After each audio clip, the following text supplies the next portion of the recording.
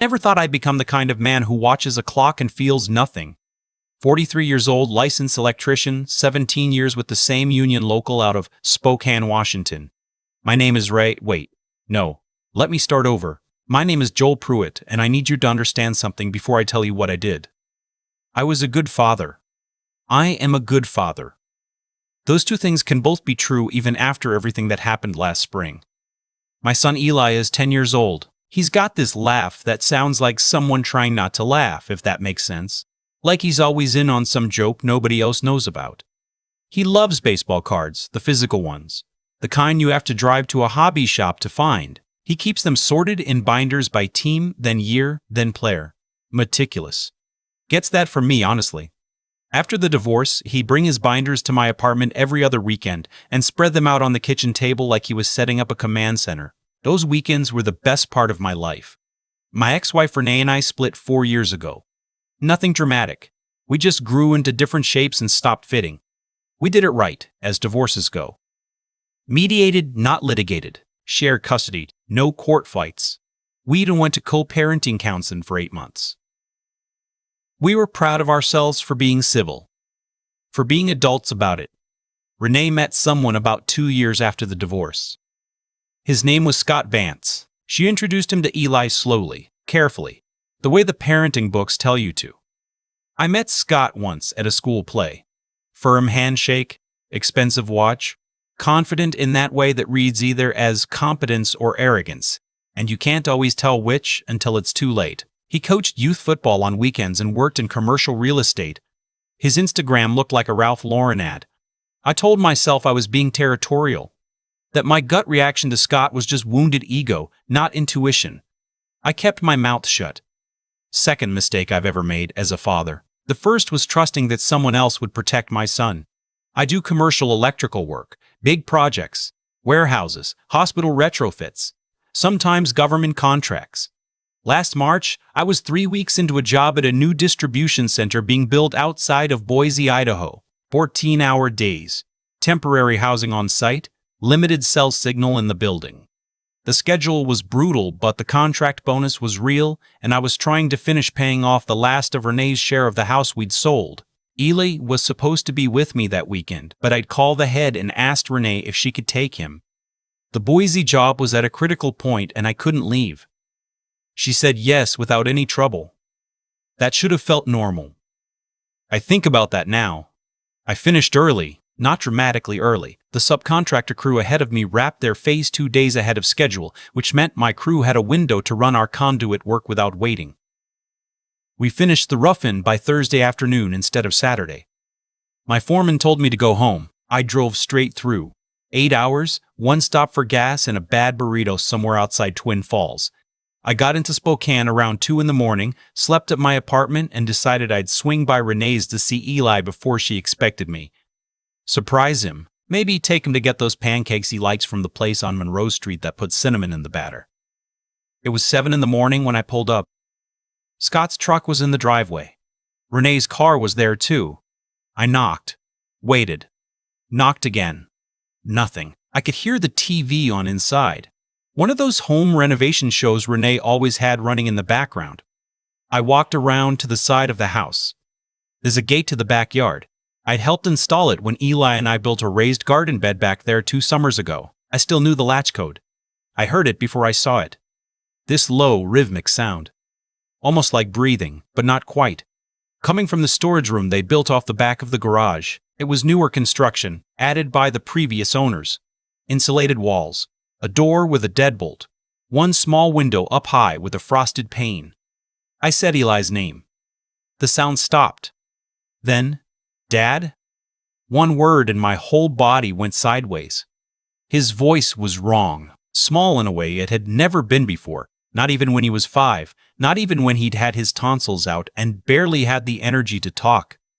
"Eli, what's going on? Why are you in there?" "The door's locked. I can't get out." I tried the handle. Dead bolted, no question. I pressed my hand against the door and it was cold.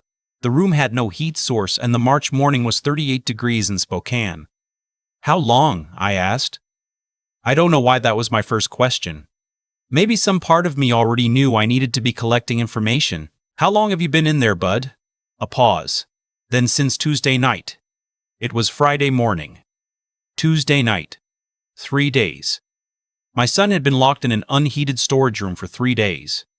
I don't remember deciding to break the door. I just remember my shoulder hitting it, and then hitting it again, and then the frame splintering, and the door giving way, and a smell that came out of that room. Cold air and sweat and something sour I didn't want to identify, and Eli standing in the back corner wrapped in what looked like an old moving blanket someone had left on a shelf. He was shaking. His lips were chapped so bad they'd split. His eyes took a moment to adjust to the light, and when they found me, he just said, "I knew you'd come." I held him so hard I was probably hurting him. I asked him if he could walk. He could. Barely. His legs were stiff from the cold, from not moving. I carried him inside, through the back door. Renee was sitting at the kitchen table with a cup of coffee. She looked up, and I watched the color leave her face. Not shock, not confusion. Recognition. The face of someone who has been waiting for a consequence to arrive and now sees it walking through the door. Scott came out of the hallway in workout clothes, earbuds in, heading for the garage. He stopped when he saw me. Pulled one earbud out. "How did you get in here?" "Where do you want me to start?" I said. My voice was completely level. I've thought about that since. How calm I was in that moment, with the fact that my son has been locked in that room since Tuesday, or with the part where you're going to call 911 right now, or I'm going to do it for you. He was being disciplined. Scott said it the way you described switching to decaf. Matter of fact, slightly inconvenienced. He stole money from my wallet. $40. He lied about it 3 times. Kids who lie and steal don't get to live like regular members of the household until they understand consequences. I set Eli down carefully on the kitchen chair, got him a glass of water. He drank it so fast he gagged, then held the glass out for more without saying anything, just looking at me. "Renee," I said. She wouldn't look at me either. I called 911. The operator asked me questions, and I answered them while I got Eli a second glass of water and a third, and found a granola bar in a drawer and watched my son eat it in 4 bites. Scott stood in the kitchen doorway the entire time like he was waiting for me to realize I'd misunderstood something. The paramedics took Eli to Providence Sacred Heart. Mild hypothermia, dehydration. They washed him for 4 hours and gave him fluids and heat packs and a hospital-issue blanket he refused to give back for 2 weeks. I sat next to his bed and held his hand and talked about nothing. Baseball cards, the distribution center in Boise, the bad burrito, anything to keep sound in the room. The pediatric nurse pulled me into the hallway at one point. She'd seen abuse cases before. She said it quietly and carefully, like she was used to delivering information to people who weren't ready to hear it. She said the storage room would have been dangerously cold overnight. She said a child could have gone into serious hypothermia. She said I needed to make sure this was being documented by law enforcement and not just medical. It was. 2 Spokane PD officers took my statement in the waiting room. Scott was arrested that afternoon. Child endangerment, criminal mistreatment in the 1st degree. Washington State takes it seriously. Renee was questioned but not arrested. She claimed she hadn't realized the extent of it, that she'd trusted Scott's judgment, that she thought Eli was only in there for a night. She brought him food once, a sandwich, on Wednesday, and hadn't questioned it. The detective told me that witnesses who provide sustenance sometimes complicate the prosecution of the primary suspect because defense attorneys argue it shows intent to maintain care. I didn't understand that. I still don't. Scott's bail hearing was 5 days later. His attorney showed up in a suit that cost more than my truck payment and called Scott a first-time offender with deep community ties and no flight risk. Mentioned the youth football coaching. Mentioned the community service hours. The bail was set at $60,000. Scott's family posted it before the ink was dry on the paperwork. I sat in that courtroom and watched him button his jacket on his way out. Eli asked me that night from his hospital bed if Scott was coming back. I told him no. Eli said. He said if I told anyone he'd say I made it up. He said it so flatly, so without drama, that it was almost worse than if he'd been crying. My 10-year-old had been sitting on that threat in that cold room for 3 days, calculating whether anyone would believe him. I am not a violent person. I need you to understand that before I tell you the next part, because I know how it sounds. I grew up in a house where my father solved problems with his hands, and I made a specific decision in my 20s that I would not be that person. I've kept that promise for 20 years. But I started watching Scott. I told myself it was just to understand him, to see if there was something I'd missed, something that explained it. The way you pick at a thing you know you shouldn't touch because understanding it feels like controlling it. Scott was released on bail and went right back to his life. His Instagram stayed quiet. No posts, but his tagged photos still showed up. A client dinner. A weekend trip to Coeur d'Alene. His lawyer had told him to keep a low profile. But keeping a low profile in 2025 apparently still involves letting people photograph you at steakhouses. He was training a few private clients out of a gym on the South Hill. Left around 9 or 9:30 at night after his last session. The parking lot there had cameras on the entrance and exit, but not on the side lot where he parked. I spent 3 weeks tracking his schedule. I told myself I was gathering information. I was lying to myself. I borrowed a utility van from a guy I've worked with for 11 years. Honest guy, good guy. I told him I needed it to move a load of conduit to a job site, which wasn't entirely untrue. I also bought a set of zip ties, a roll of duct tape, and a heavy padlock from 3 different hardware stores on 3 different days. I paid cash. On a Thursday night in April, I parked in that side lot and I waited. Scott came out at 9:40, gym bag, phone out, not paying attention to anything around him. I stepped out of the van. He saw me and stopped. "You need to stay away from me. There's a no contact order. That order protects Eli, not you. I'm calling my attorney. Go ahead, tell him you're in a parking lot at 9:40 at night and you'd like some company." I could see the calculation happening behind his eyes. He wasn't scared yet. He was still in the mode where he believed he was in charge of the situation. That's the thing about men like Scott. They're not used to being on the wrong side of the power dynamic. They don't recognize the moment it flips. "You know what I keep thinking about," I said. "Ely told me you said you'd been locked up as a kid too. That your dad did the same thing, said it was the only thing that worked." Scott's jaw moved, but nothing came out. "I'm not interested in your childhood, Scott. I'm interested in my son's. And I want you to know something before the trial. Before your lawyer files whatever motions he's planning, you're going to understand what those 3 days felt like." He ran toward the building. I was faster. I've stayed in shape. Occupational necessity when you're climbing scaffolding for 14 hours. I caught him near the back of the lot, and I hit him with the taser I'd bought 2 months earlier and never used. He went down on the asphalt hard enough to tear his jacket. I want to be honest about this part. My hands were shaking. Not from fear, from something colder than fear. The knowledge that I had just made a decision that I could not reverse. There's a specific feeling that comes with crossing a line you've been approaching for a long time. It's not relief. It's not satisfaction. It's something closer to the feeling of finally letting go of something heavy and not being sure yet if that's freedom or damage. I got Scott into the van, zip ties on his wrists, duct tape over his mouth, a blanket over him because I am apparently incapable of inflicting harm without worrying whether someone is warm enough. I drove to a job site on the east side of Spokane where my crew had roughed in electrical for a new self-storage facility. Construction was on pause. Budget dispute between the developer and the GC. The site had been dark for 6 weeks. I knew the camera positions. I knew the gaps. I'd been to the site after hours twice in the 2 weeks before to make sure I had the layout right. In the back corner, behind the framing for what would eventually be the facility office, I'd set up one of the storage units. Not a shipping container, one of the actual units, standard 10 by 10, cinder block walls, a metal roll door.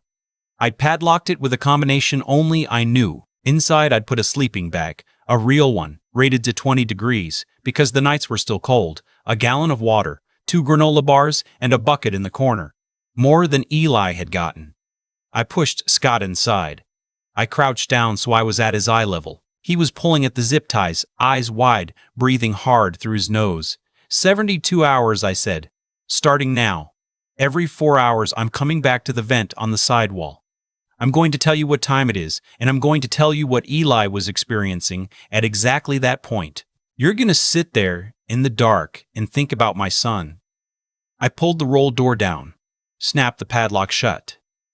The sound of that lock closing was, I realized, the same sound Eli had heard when Scott locked him in that storage room on Tuesday night. Hour 4, I came back and opened the small vent near the base of the wall. I could hear Scott moving. "It's 11 p.m., I said. Eli had been in that room for 4 hours. He was calling for his mom. Not in panic yet. More confused. He kept thinking you'd come back. He thought it was a few hours, a night at most. He didn't understand yet." Hour 8. Scott was pounding on the roll door. The sound echoed across the empty construction site. 7 a.m. Eli slept some on and off on the cold floor. He woke up stiff. He was thirsty. He'd already finished the cup of water he'd had before you put him in there.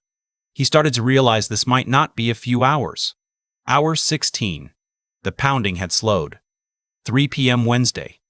Eli had been rationing water from the mop sink tap he found in the corner. He'd been counting the holes in the air vent on the ceiling. He'd been thinking about his baseball cards, which ones he'd trade if he could. He was trying to stay calm by organizing things in his head. He told me later that's what he did. He made lists. I had to pause after I said that. I stood outside that padlocked unit in the dark and collected myself. My son made lists in his head to stay calm. 10 years old, alone in the dark, making lists. Hour 24. I opened the vent and heard something different. No pounding. Quiet. Then Scott's voice, hoarse and different from before. "Please. I understand. Please let me out. You're at the 1-day mark," I said. "Ellie had 2 more to go. You have 48 hours left. I need medical attention. My wrists, I'll check the wrists at hour 28. I closed the vent. Hour 32. Scott was bargaining. Promises came out in a rush. He'd plead guilty. He'd waive trial. He'd never contest custody. He'd leave Spokane entirely. Hour 32, I said. Illy had stopped calling out by now. He'd come to understand that calling didn't produce results, so he stopped. He started talking to himself instead. Little narrations. "Okay, I'm gonna count to 1,000 and then check the door again." He told me he got to 1,007 times. Scott was crying. I could hear it. Hour 48. I brought Scott a second granola bar through the vent and an additional bottle of water. I did this because I was not trying to hurt him. I was trying to make him understand. Those are different things, and the difference mattered to me even then, even in the middle of everything. 48 hours, I said. Eli was quiet by this point, conserving energy. He told his therapist he started to wonder if I knew he was there, if anyone was looking. He knew his mom knew. He couldn't understand why nobody came. A long silence.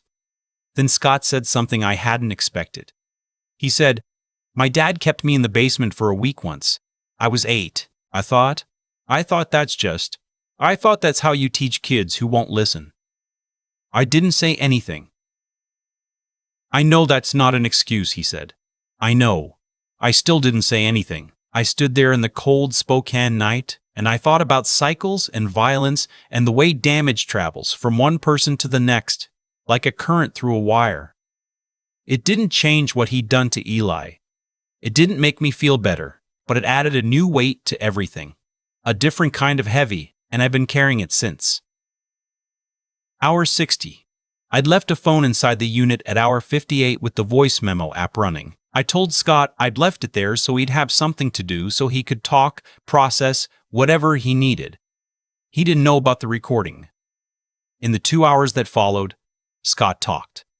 He talked about the basement. He talked about Eli. He talked about the other times. Twice before that I hadn't known about.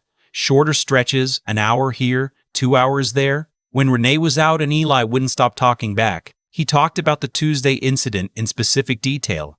How he'd locked the door and gone to watch a game and then fallen asleep, and when he woke up at 2 in the morning he just told himself Eli needed more time to learn the lesson, and he went back to bed. 3 days, and not once did he open that door. He talked about Renee. How she'd asked once and he'd told her Eli was fine and she'd believed him because it was easier to believe him. He talked about the hamster. Eli didn't have a hamster, but Eli had a goldfish she'd had for 3 years, named Bracket, that Scott had flushed down the toilet in February because it was dirty and pointless. Eli had cried for 2 days and Scott had told him it was just a fish and to grow up. I heard that part through the vent from outside, and I put my hand flat against the cold cinder block wall and breathed. Hour 72. I opened the padlock and rolled up the door. Scott was in the corner with the sleeping bag wrapped around his shoulders. He looked smaller than I'd ever seen him. The expensive watch was still on his wrist. There was something absurd about that detail, all that precision engineering still ticking away while he sat in the dark on a concrete floor. I'd called 911 from a prepaid phone 40 minutes earlier, told them there was a man at the construction site on East Mission who needed medical attention, possible exposure. "Time's up," I said. He couldn't stand without help. I didn't offer any. I left before the ambulance arrived. I drove the utility van to my storage unit, wiped it down, and returned it to my colleague's lot the next morning before 6. The recording was the thing. The detective assigned to the case, a woman named Gallagher, 30s, precise in the way that good detectives are precise, came to my apartment 10 days after Scott was found. She asked me some questions about my whereabouts the previous 3 weeks. I answered carefully. She looked at me for a long moment when I was done and said, "These things have a way of working out one way or another." She didn't come back. The voice recording on the phone inside the storage unit was retrieved by law enforcement as part of the investigation into Scott's disappearance. Scott's attorney argued it was inadmissible, coerced under duress. The DA's office pushed back hard. Scott hadn't been under formal arrest when he made it. Nobody had asked him any questions. He'd spoken voluntarily into a recording device without knowing it was recording. 3 different court hearings on the admissibility question. The recording was allowed in. Scott pleaded guilty 4 months later. Child endangerment, criminal mistreatment in the first degree, 2 counts. The additional incidents he described on the recording added new charges. He received 7 years at the Washington Correction Center, no plea deal, no probation. The judge specifically cited the premeditation and the duration of the abuse in sentencing. Renee was charged as an accessory, not for the full 3 days, but for Wednesday. For the sandwich, for knowing and continuing to allow it. She took a plea, 12 months suspended sentence, 18 months probation, mandatory parenting classes, substance abuse evaluation. She'd been drinking more than I knew. The CPS investigation confirmed it. Washington State Family Court awarded me primary custody. Renee has supervised visitation 2 hours, twice a week at a neutral location, supervised by a social worker. She's been sober since last May. She shows up. I give her credit for that. Eli has mixed feelings, which is appropriate. His therapist says mixed feelings are honest and he shouldn't be pushed to resolve them before he's ready. Eli's therapist is a man named Dr. Vargas, who works specifically with children who've experienced trauma. He has a therapy dog named Biscuit, who has done more for Eli's recovery than I probably have. Eli started talking about the storage room after about 6 weeks. Stopped having nightmares around month 3. He's sleeping through the night now, most nights. He started a new baseball card collection. He wanted fresh binders. Didn't want to look at the old ones for a while. That's okay. New binders are fine. He asked me about Scott once, about a month after the trial. We were in the truck, heading back from the hobby shop, and he'd been quiet for a few blocks the way he gets when he's working something out. "Is Scott in prison?" "Yes," I said. "Is he going to stay there?"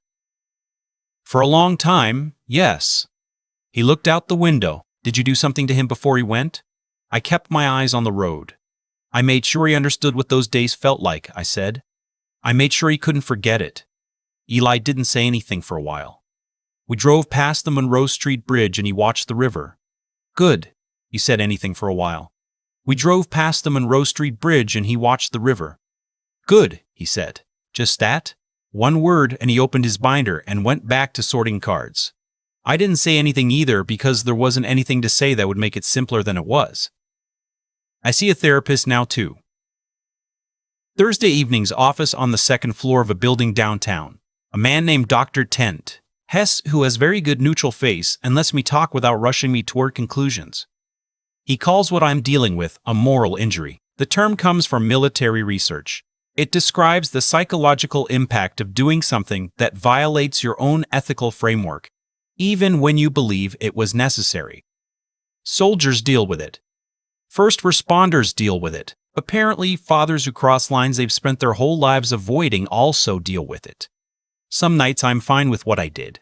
Some nights I lie awake and wonder whether I'm categorically different from Scott now, whether the distance between us is as wide as I need it to be. My therapist says that question is healthy, that a person who doesn't ask it should worry you more than a person who does. What I know is this. I drove to Boise for a contract bonus. I came home 2 days early. I walked around to a side gate I'd helped install, and I heard my son's voice from the wrong side of a locked door. Everything that happened after that was a consequence of those 60 seconds at the side gate. Some of those consequences were legal. Some weren't. I made choices that can't be unchosen. I crossed into territory I'd always told myself I was better than. But Eli is in his room right now sorting baseball cards. He laughed at dinner tonight. He's been asking about trying out for the school baseball team in the fall, and I told him we'd go throw a ball around in the park this weekend. And he held me to it immediately, the way he does when he actually wants a thing. 3 weeks ago, he asked Dr. Vargas if he thought maybe next year he could get another fish. Biscuit the therapy dog apparently thinks so. Last month, Eli came home from his session and sat down at the kitchen table with a piece of paper. Dr. Vargas had asked him to write down some things he wanted to say out loud, but hadn't been able to yet. Eli asked if he could read it to me instead. I said yes. He read, "You thought the dark would break me. It didn't. You thought the cold would make me small. It didn't. I counted to 1,007 times and I was still here when the door opened. I'm still here. You're not. 10 years old." I folded the piece of paper up and asked Eli if I could keep it. He said yeah, kind of shrugging like it was no big deal. And then he asked what was for dinner. I think about what my therapist said. That moral injury is the cost of making impossible choices in impossible moments. That living with that cost and continuing to get up and be present is its own kind of repair. I don't know if what I did was right. I know it was real, and I know it was mine, and I know that when I hear Eli laugh from the other room, that sound like someone trying not to laugh, like he's in on something, I don't feel guilt.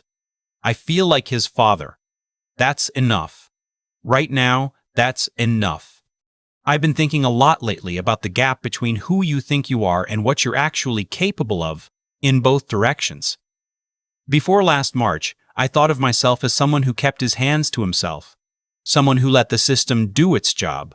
I'd built that identity deliberately, over decades, specifically because I'd watched what happened when men decided they were the system. I was proud of the restraint. Proud of the distance I'd put between myself and the way I was raised to handle things. And then I walked through a side gate on a cold Friday morning and heard my son's voice from behind a locked door. And every principle I'd organized my life around got tested in about 60 seconds. What I've come to understand since then is this. The choices we make in our worst moments aren't separate from our character. They are our character, or at least part of it. And that cuts both ways. Scott made a choice every single day for 3 days to leave a 10-year-old alone in the cold. Those weren't accidents. They were decisions, stacked one on top of another, each one requiring him to actively choose harm over decency. That's who he was, underneath the football coaching and the expensive watch and the Instagram that made his life look like a catalog. And I made choices too. I'm not pretending otherwise. I planned what I did over 3 weeks. I thought it through. I bought a padlock with cash. Those were decisions, and I own them. But here's what I've landed on. After a year of Thursday evenings with Dr. R. Hess and a lot of 3 a.m. ceilings, the difference between Scott and me isn't that I'm a better person in some fundamental, unchallengeable way. The difference is what we each chose to do with the power we had over someone smaller and more vulnerable than us. Scott had authority over Eli and used it to cause suffering. I had authority over Scott in that parking lot in that storage unit, and I used it to make him understand, not to destroy, not to permanently harm, but to make him feel the weight of what he'd done. I'm not sure that distinction holds up in every courtroom. I know it holds up in mine. Eli counted to 1,007 times in the dark. He didn't break. He made lists. He kept himself organized. He held on to the belief that someone was coming, even when every hour that passed made that harder to believe. That's not something I taught him. That's something in him that was already there, that 3 days of cold and dark couldn't touch. When I think about who my son is, not who I hope he'll become, but who he already is at 10 years old, I think about those 7 countdowns. That's character. That's real. What I want him to understand eventually, when he's old enough to hear all of it, is that the hardest thing isn't surviving the dark. The hardest thing is what you do with yourself after the door opens. You can carry damage forward and call it strength. A lot of people do. Scott's father did. Scott did. Or you can look at what happened to you and decide, consciously, deliberately, the way you'd make any other decision, that it stops here. That you're not going to be the next link in the chain. Eli already knows this. He wrote it on a piece of paper and read it to me at the kitchen table. He's not carrying it forward. He's building something new in the space where the fear used to be. I'm trying to do the same thing. Some days it's easier than others.